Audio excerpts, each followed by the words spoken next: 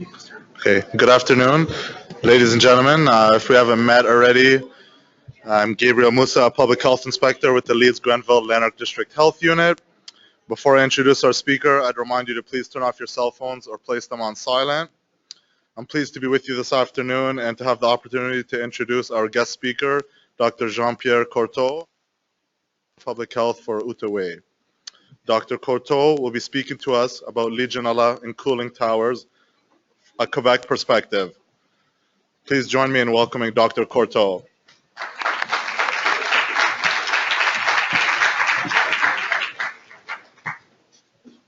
Hello, everyone. I'm pleased to be here. It's rare that I hear applause before I speak, so I guess I have to thank you already. I'm the MOH just across the river from here on the Quebec side. So from my office, I actually see the Westin Hotel, and I just came over to present to you today. I'm happy to be here. I'd like to thank the Ottawa Public Health Unit for facilitating our participation here today. This is an unusual audience for us because we do not have public health inspectors in the province of Quebec. Within our public health units, we have environmental health officers, but they do not have inspection powers. The inspection powers, the inspection functions in the province of Quebec are assumed by municipal inspectors and inspectors from different ministries, the Ministry of Agriculture, building authorities and stuff like that. So when we work with public health inspectors, they are not within our organization, and that's why we have to have partnerships with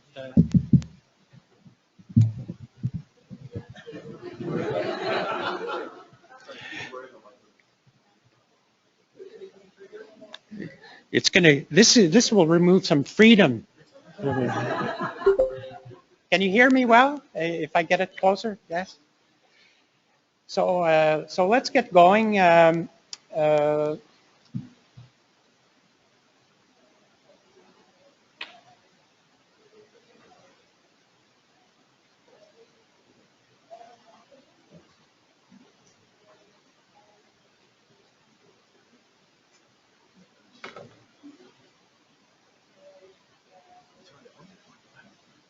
that's on.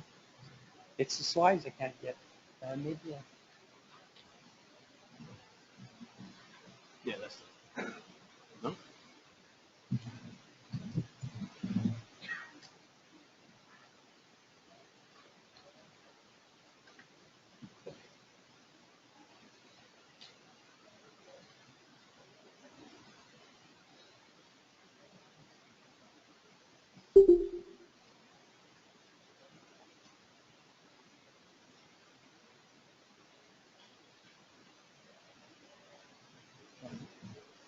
Okay. So sorry about the technical problem. So this is going to be the plan of my presentation. I'll start by some important facts that most of you surely know about Legionella infection.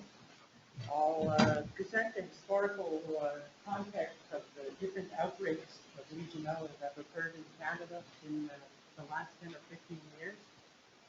I will talk about the bylaw change that has happened in Quebec since 2012, since the large outbreak that we experienced in Quebec City. I'll be presenting the reality of our region. We're a border region, so I'm just across the river from here. So you understand that buildings which may be contaminated in downtown Ottawa could affect our population and vice versa. And finally, I'll conclude. I was supposed to have Elizabeth May and Justin Trudeau here to distribute cue cards, because but they couldn't be here today. I hear they're somewhere in Saskatchewan today. So I'll be asking questions to the audience, and I'll ask you to lift your hand to state if it's true or false. So Legionella, as you know, is an aquatic organism. It's ubiquitous. I mean, it's everywhere in nature, in streams, rivers, lakes, puddles, buildings, everywhere where water is. And there are 58 different species 5 serogroups are important in terms of causing diseases, and one serogroup 1, represents the cause of most outbreaks in Quebec and in Canada. Legionella causes 2 types of illnesses. The first type of illness, which is the best known, is Legionnaires' disease, also called Legionellosis. It's pneumonia with, it's a severe form of pneumonia. It usually requires hospitalization. Sorry, we had a technical when you guys closed down the webinar. I apologize. My stress level just goes up. I apologize.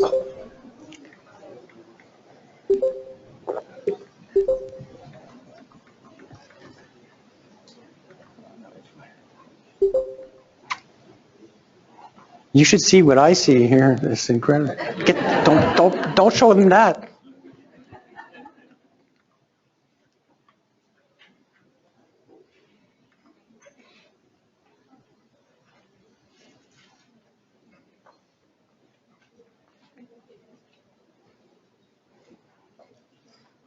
Can you switch over to President 2?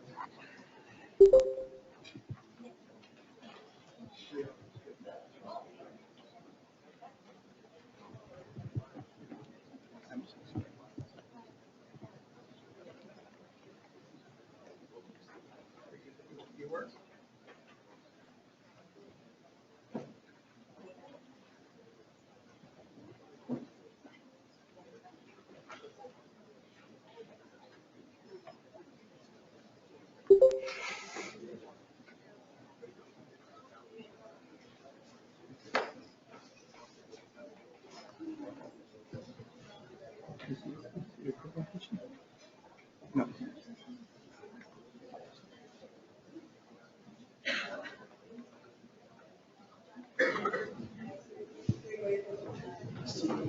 Sorry.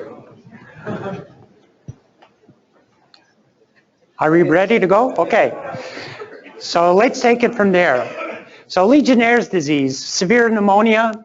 The case fatality rate is 10 to 15%, up to 30% of deaths in immunosuppressed people.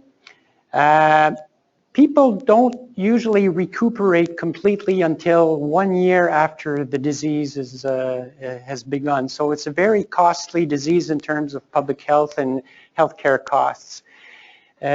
Just about everywhere in the world, the Legionella disease, Legionnaire's disease is reporting is mandatory to public health authorities. The second type of presentation is very rarely recognized. There are a few studies that document the occurrence of Pontiac fever. It's a mild flu-like illness. Typically, it'll happen during the summer and fall months. It's a non-transmittable kind of flu, the type of flu that somebody gets sick in the family and the children and a husband are not affected. And both these diseases are underdiagnosed and underreported. So Legionnaire's disease is underdiagnosed because people treat pneumonia without the physicians making the specific tests, and Pontiac fever is never diagnosed. It's not treated by antibiotics. So the first question is to you is, in Canada, the number of cases of Legionnaire's disease is thought to be much lower than 100 per year. Who thinks this is true? So who thinks this is false? So you're absolutely right. If you look at the official figures for Legionnaire's disease, you'll see that the reports are around 100 cases per year in Canada. But of course, they may be, the real number may be much higher than that. How is Legionella transmitted? There's no person-to-person transmission. In terms of public health control, this is good news because we only have to worry about the source contamination to the individuals. We're thought to get sick by inhaling or aspiring contaminated water drops or mists. Now, the aspiration factor has become recently in the literature more important than the inhalation. And one of the things that the literature says now is that chronic smokers, big smokers, large people who smoke a lot, actually have problems with their coughing mechanisms, and they actually aspirate small quantities of material.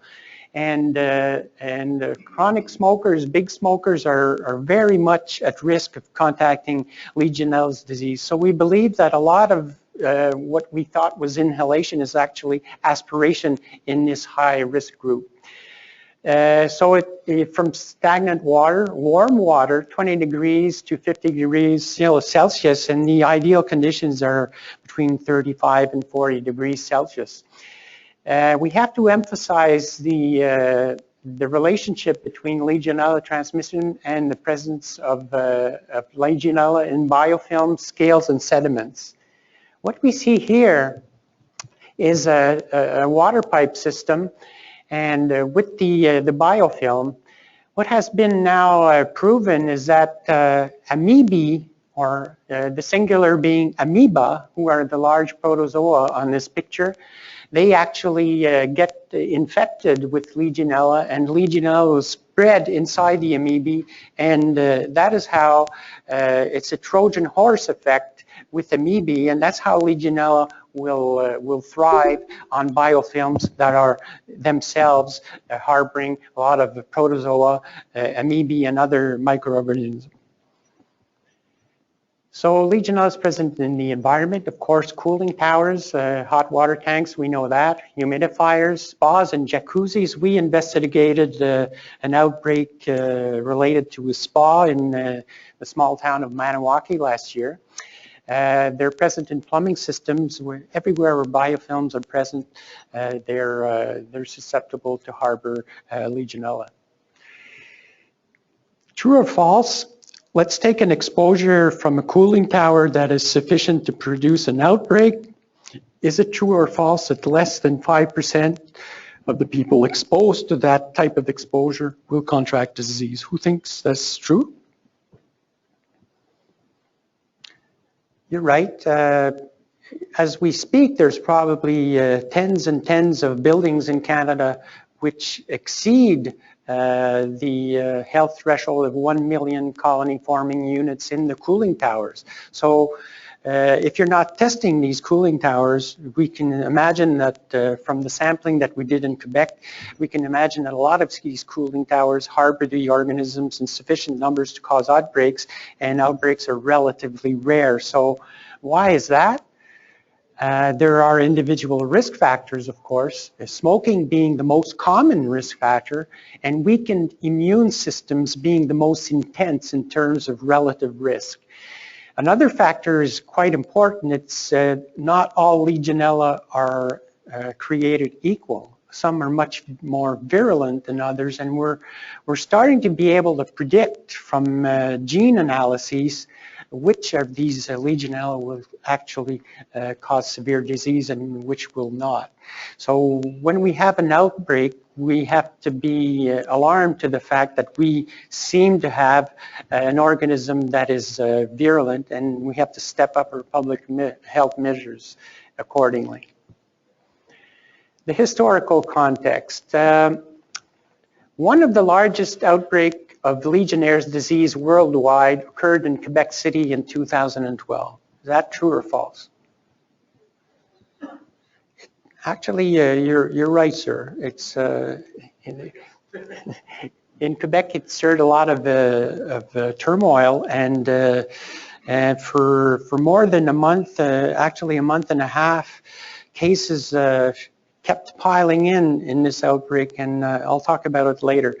Why this is important is because the regulation changes that we will be talking about that have happened in Quebec are secondary to the observations that were made in this outbreak. What happened first was in 1996 there was a small outbreak in Quebec City. Why I'm talking about this is that at that time, the outbreak was controlled, and after the outbreak was finished, as we will see, public health recommendations were made and they were not followed. Had they been followed, the outbreak, the large outbreak of 2012 would not have happened. There was an outbreak that's reported in 2005, a large outbreak in a Toronto nursing home. I think some of you at least are aware of that outbreak. Interestingly, in that outbreak, again, the expert committee of Ontario that looked at the way the outbreak was managed actually recommended the exact measures that are now in place in Quebec. And as I understand, these were not followed in Ontario. So everybody that kind of experiences these outbreaks, such as the one in the Bronx last summer, everybody that goes through the problems with intervening rapidly in identifying cooling towers and making sure the maintenance was done correctly, everybody that looks at that afterwards kind of comes to the conclusion that we should be looking at the conception, maintenance, and communication of cooling tower data to public health. So 2012, the major outbreak in Quebec City, and there was an outbreak in Quebec last summer. It's been managed much more easily. Right from the beginning, we knew where the cooling towers were in this small town. We had data on prior cleaning. We had data on cultures that had been done once a month, and the outbreak was controlled very easily. So in 1996 in Quebec City there was one death, and again the cooling towers were identified, and the public health officer recommended that government guidelines on conception, managing and maintenance of cooling towers and be done, and that these standards be respected, and bylaws with fines for cooling towers owners who did not comply to the bylaw. So that was the recommendation. Unfortunately, they were not applied. When, as we speak now, the public health, the MOH in Quebec City is facing a $6 million lawsuit related to the 2012 epidemic. And one of the things that he's stating in court is that already the same person in 1996 had recommended what has finally been put in place after 2012. So that's his line of defense. We knew what had to be done and the government didn't do it. This outbreak in Toronto was also interesting in the fact that people inside the nursing home got sick because there was a terrible flaw with their system where the cooling towers were just beside the fresh air intake for the building. So that was a major flaw, and it contributed to more people getting sick inside the building. Another interesting fact that the experts committee stated was that three other buildings with cooling towers in the vicinity of this nursing home were also contaminated with Legionella, and nobody knew about it. When they started testing, they found these, and the three other buildings had levels superior to 1 million colony-forming units as well. So when we start looking for it, then we find it. But we start looking for it only when we have pathology, and when we have pathology, it's because we have this particular strain with particular virulence. The outbreak in Quebec City, 103, I believe, 183, I believe it went up to 187. The atmosphere in Quebec City was very, very problematic that summer. Tourism was affected. There was panic in the city. People started being absent from work, and there was a lot of community activities that were affected. In the coroner's inquest report he released in 2013, he recommended a major review of Quebec public health intervention guidelines in terms of investigations of these outbreaks, and he also recommended new regulatory framework for cooling towers maintenance. This is a view of Quebec City with the area here being the Chateau Frontenac and the places where people usually go. The outbreak happened in the downtown area. This is to show how much fumbling and how much scrambling the public health authorities were facing, because at first, when that outbreak happened, they didn't even know where the cooling towers were in the city. So they started off from scratch. They started from aerial photos where they identified the cooling towers. They had to reach the owners. They had to find out about their maintenance programs. They had to interrogate them on how often they were cleaning. They had to ask if they had data on culture, and that was incredibly difficult and incredibly complex. And if I'm an MOH myself, I know that in the shoes of the MOH, almost every day there was new cases and more deaths happening. So the atmosphere is extremely difficult. The concentric circles that we see were the different perspectives day after day that were changing as we were identifying different areas for the investigation. So from day to day, you can see how much fumbling around there was. We didn't even have a clear idea day after day of where we should focus. And finally, the last area that was investigated more thoroughly ended up being this rectangle here, where we finally identified the cooling towers that were incriminated. So this was a building in downtown Quebec, very ordinary building with 2 cooling towers on top. Both were contaminated with more than 1 million colony-forming units per liter in the liquid in the cooling towers. The building was owned by the ministry itself and by a large union in Quebec City. One of the difficulties were this tower was found to be the cause by matching strains between the clinical strains that causes deaths and disease and the strains that were identified in the cooling tower. The problem was there were also 7 other cooling towers that exceeded the threshold in the immediate vicinity of this building.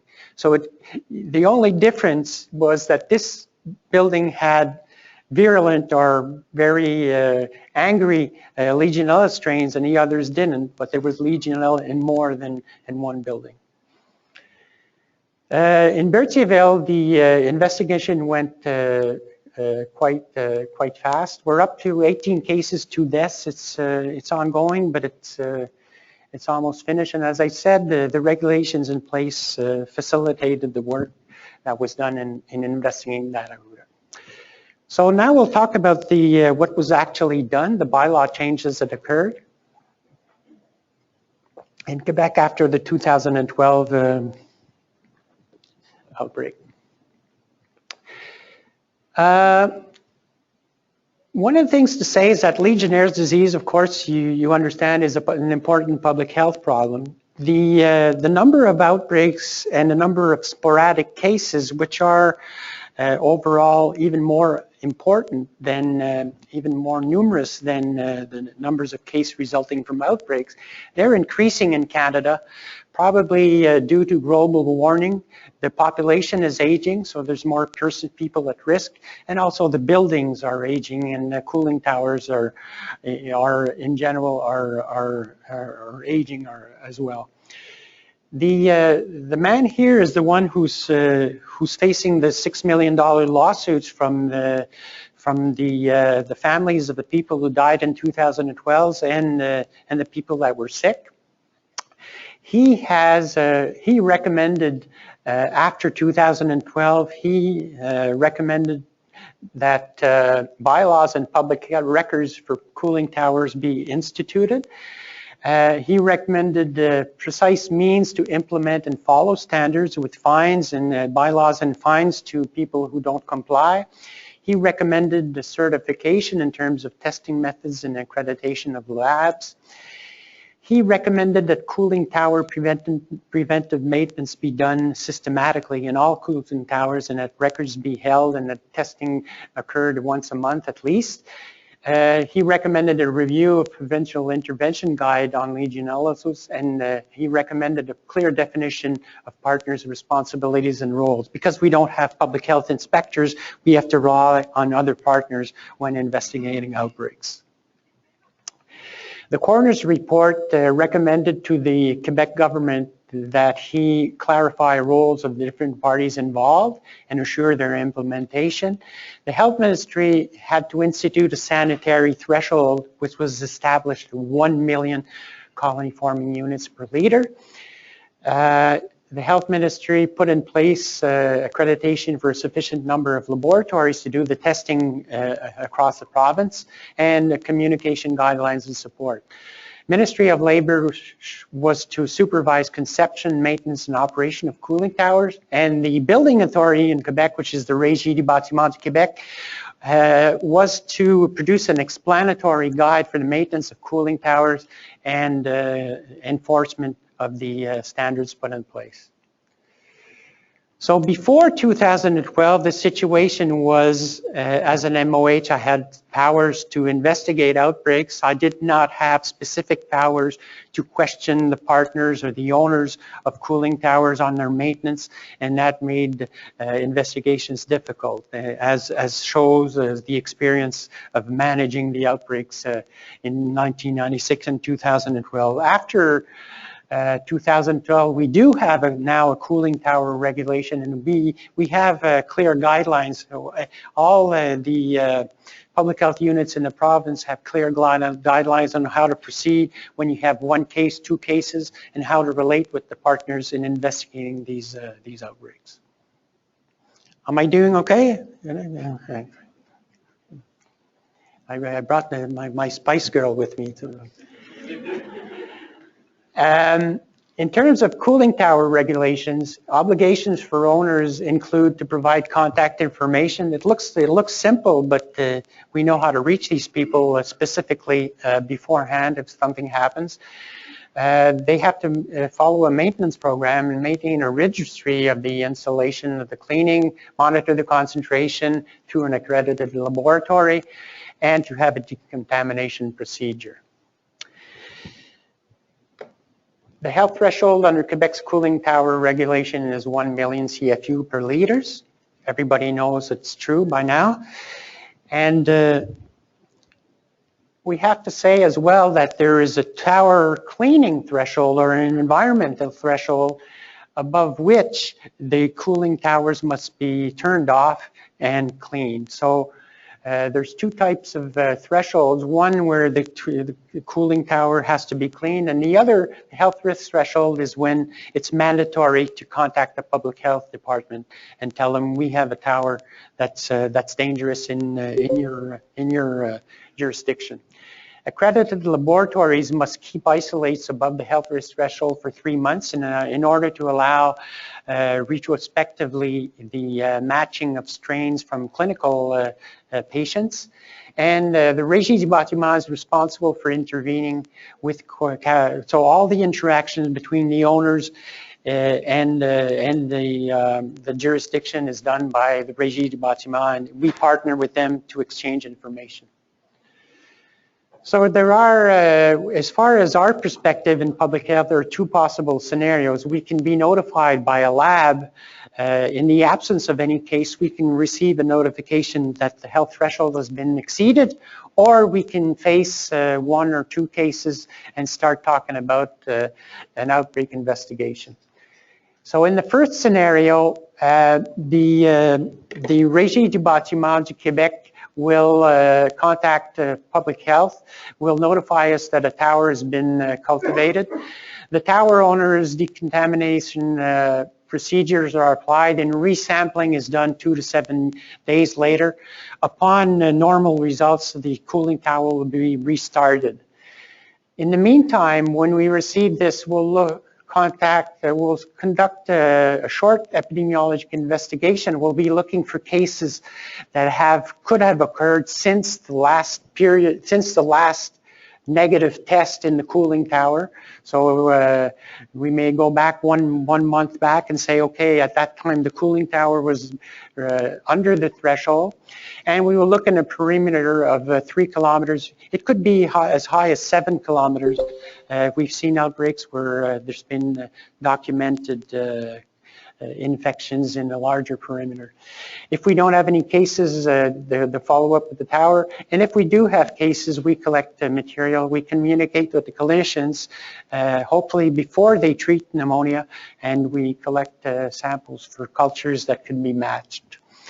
In the other scenario, we have a potential outbreaks. With one case, we start looking around, but we consider it sporadic. When 2 cases that seem related geographically are in a timeline, we start investigating in terms of an outbreak as such. Within our organization, that means that the infectious disease people talk to the environmental health disease people and environmental health officials, and we talk together. We get this thing together.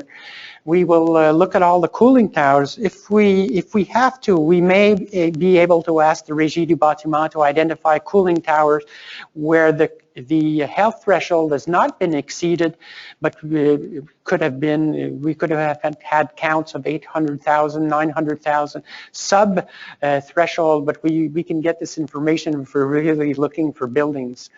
Of course, at that time, what helps us is we have the mapping, as I will show you later, and we know where the cooling towers are.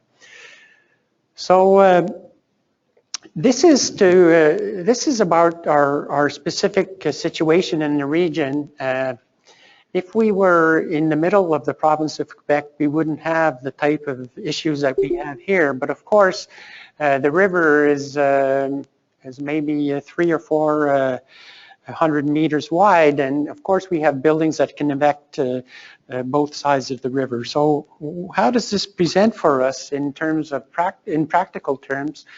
We have 3 types of cooling towers, if you want. We have Quebec towers, we have federal towers that can be situated on the Quebec or on the Ontario side, and we have Ontario's towers that are not federal on the Ontario side. For the Quebec side, it's quite simple. We have, when we have to look at the cooling towers, we have this map. We can actually get information on all the testing, all the maintenance, all the most recent results for all these, so we can actually address the links between the environmental data and the clinical data. I'll start by a question. Do you think, in this context, do you think federal buildings in Quebec would be on that map, or would they be treated like other buildings in the province of Quebec? Who thinks yes? You're used to having the federal buildings being, everything that's federal is kind of different. Yeah? But the reality is, these are the federal buildings on the Quebec side and the Ontario side. There's a great number of federal buildings. Of course, the 3-kilometer radius would include large areas on the Quebec side and on the Ontario side as well. So federal buildings are not under the Régie du Bâtiment's cooling tower regulation, even if they're situated in Quebec. They can be responsible, of course, for Legionnaire cases. And this highlights the importance of good collaboration between our Public Health Unit and Public Works Canada. Public Works Canada being the body that supervises the maintenance of cooling towers in federal buildings.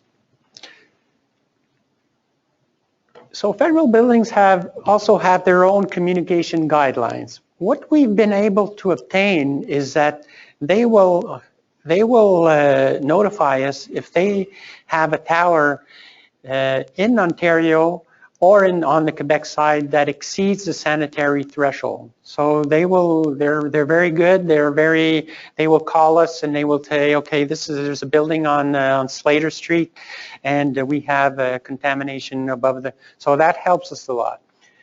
However, they have their own communication guidelines in the sense that they start cleaning their towers when the testing done in their cooling towers exceeds 10,000 or 100,000. I'm not sure about that figure, but so they have a threshold for cleaning the towers. And one of the problems that we have is that they communicate, they're very transparent with their employees. So if they have a building that has a culture of 100,000, they will send out a message to all the employees in the building saying we have a contamination problem with Legionella. So sometimes we have a problem with that message because people start calling us on our side. We see this immediately. Our info santé call lines, and people, pregnant women show up at their doctors, and everybody's worried about this announcement that's been done in their building. So we have to deal with that as a health system. The other thing is that the media don't really understand what's going on. So they receive the message from Public Works Canada, and they understand that there's a case in Ottawa. So right away my phone rings and I have 5 interviews to give to various radio stations because there's a case that's been declared in Ottawa. So we managed to educate our media on that, but there's been a lot of there's been some problems in getting our media line straight and getting the information correctly out to the population. But we're working on that. So there's also Ontario non-federal towers. For example, the Rideau Centre, or the Weston where we are at this time, are only 3 kilometers away from residential areas in our region. For these types of towers, we're really on the same page as Ottawa Public Health right now. We've had discussions this year. We really understand each other in the sense that we will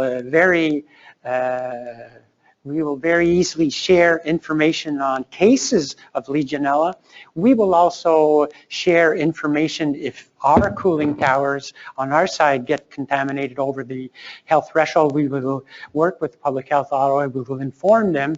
So we have that part done. And the part that's left is that, I guess from my understanding, the mapping, the identification, the ownership, the maintenance and all that's not really as advanced on the Ontario side. So we have some information lacking from there. So finally, this is my last slide. So the Quebec outbreak in 2012 was a game changer. I guess it woke up the politicians and it got things done. Now I feel much more secure as an MOH to face a situation where I have 2 or 3 cases of Legionella in my community. The new regulatory framework and guidelines for every investigations have been put in place. There is still progress that can be made. We're working on a new agreement with the Régie du Bâtiment where we would actually share the data, all the data, not only the information from health threshold accesses, but we would receive all the results from the test, 10,000, 20,000, 144,000. Every month we'd know, we'd have a precise mapping with all the results, not only in reaction to health thresholds, accesses. We still have to talk with Public Works Canada about the communication problems. Our ministry is actually talking upstairs from us with Public Works Canada, and I'm sure we're going to have a better understanding in the next year. So we're still contemplating some form of monitoring of Ontario non-federal cooling towers. So we'd like this to happen, and I think the Ottawa Public Health will also like this to happen. And how can this happen? We'll see. My final comments would be that in the 21st century, when we're doing public health, we should be maximizing our information now, and it's time to share databases, environmental databases with public health databases, and this is just an example where we could work together a lot more. In Quebec, we had to put something in place because it's not within our organization, but I also believe that in Canada there may be some improvements in terms of cooling tower, localization, maintenance, and so on. So thank you for your attention.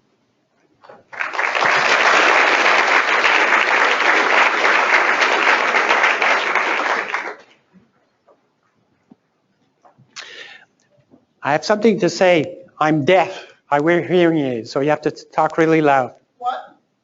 Bad joke. So thank you very much for your talk. I think it's an important aspect, obviously, to some of the unintended consequences that are coming from sustainable building concepts. We're seeing a lot of this throughout North America now. Just for a group, though, it starts even before it gets to a public health professional. ASHRAE earlier this year, if anyone's familiar with ASHRAE, let every designer know who has anything to do with building water systems. ASHRAE 188 came out in regards to how to minimize risk in building water systems pertaining to Legionella. Really good document with a lot of good information in it. Thank you. I saw when researching for this talk that the outbreak in the Bronx, the recommendations that were done were followed by the official application of ASHRAE criteria. So I understand that these criteria would be sufficient to allow a lot of improvement in the maintenance. Hope so. All right. Thank you. We've got a question from the internet. In addition to the maintenance issues, does the cooling tower regulation cover other preventive measures such as certain levels of active chlorine disinfectant within them? I believe they do. I believe they do, but I'm not an expert in that field. But I believe if you look at if you go on the website of the Régie du Bâtiment du Québec, you will have the actual bylaw and all the requirements that are there for cooling tower owners.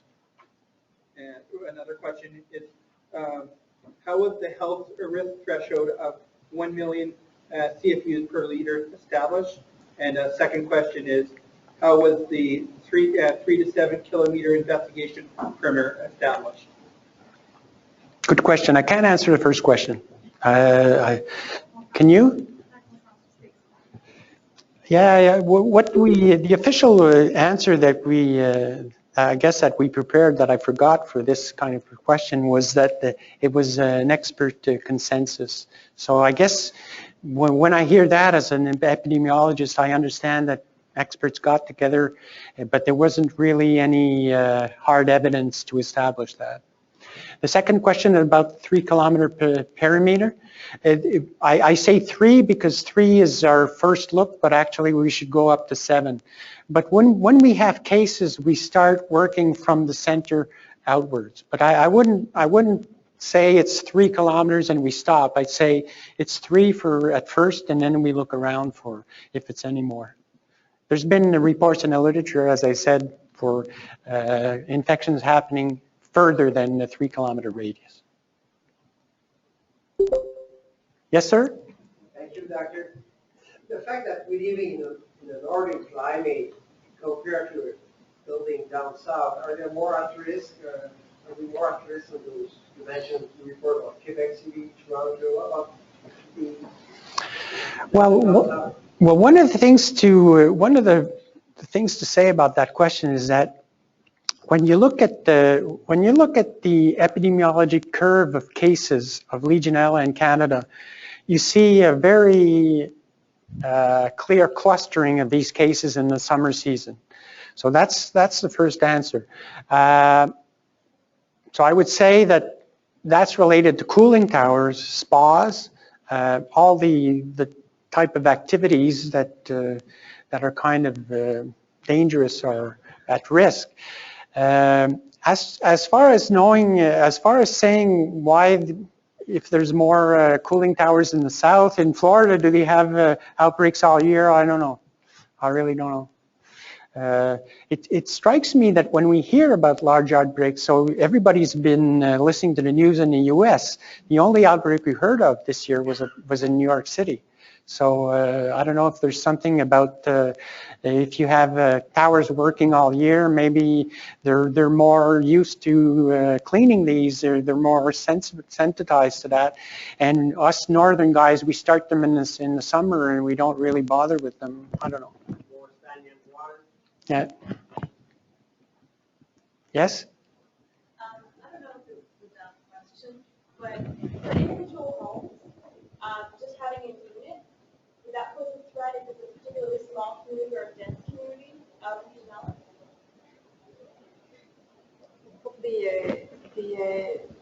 Des maisons qui ont